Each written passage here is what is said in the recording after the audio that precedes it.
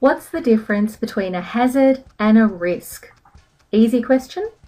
Apparently not. There appears to be some confusion between the two. A hazard can be identified as anything which can cause harm.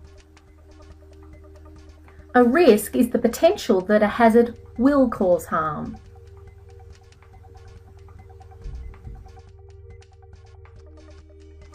This ladder is a hazard. Climbing the ladder and falling off is a risk.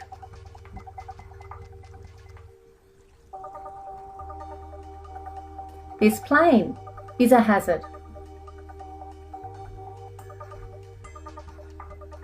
Flying the plane in a thunderstorm and crashing is a risk.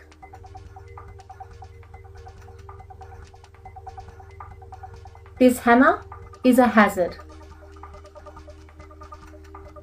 Using it and injuring oneself is a risk.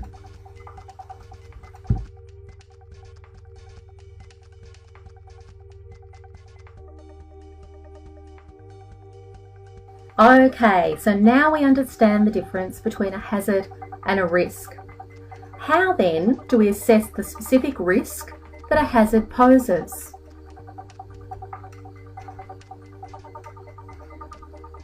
First, we assess how likely it is that someone will be exposed to the hazard.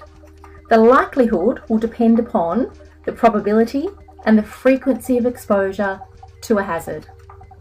We also assess the likely outcome, the severity or range of the potential consequences resulting from the hazard. An example, the hazard in this case is our poisonous black spider, contained in a closed jar. Rating the hazard, the spider, against the severity and probability scale, we'd most likely say the risk of harm to the person is minor and remote. Change the circumstances and the poisonous spider is outside the jar, we'd change the risk rating to probable and imminent danger. See you next time.